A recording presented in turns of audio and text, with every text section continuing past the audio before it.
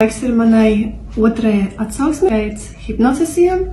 Diezgan neticami. Ļoti ilgi bija totālākais muģeklis, kas ir saistībā ar autisma spektru, kas nevar savienot savas domas ar pirkstiem, pirkstus ar domām, ar cipariem. Es nekādīgi nevarēju izprast, ja vēl paskatās uz šis man vispārībā bija totālākais aborgēnisms, tik sarežģīts, un smadzenēs visu to savienot, un ar pirkstiem visu to savienot vienlaikus, izprast un vēl klausīties informāciju, saprastu, kur kas ir. Un tas viss man bija tāds muļeklis, un es raudāt sāku vairākas reizes no tā. Tādā stresā iegāju, ka nevarēju turpināt spēlēt, un man nepielecas. Bērnībā man bija ļoti smagi, ka mani pat sodīja par sliktām atzīmēm, un man nelaid mājās nedēļas nogalē, un tā man ir bijusi ļoti liela traume. Palīdz arī ar autismu spektru. Ļoti dziļi iegājām zemapziņā, un daudz kas tika uzlabots, daudz kas tika atrasināts, un kā šķiet, ir 3. diena pēc,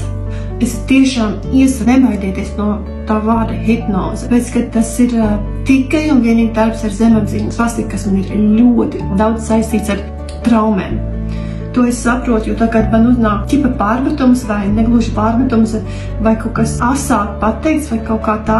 Man viss ķermenis paliek pilnīgi vājš, man galva pilnīgi reiks, es tāds ir, ka es noģīpšu. No tā viss var pakāpeniski atbrīvoties, ko var uzlabot. Mums nav jācieš ar tādām lietām kā pat autisms. Tās terapijas, kurām esmu gājis 10+ gadi vairāk, viņas neko nedod, tāpēc, ka tu nestrādā ar savu zemapziņu, tu tikai tu runā par savu virspusējo stāvokli un tikai pastiprina to virspusējo stāvokli.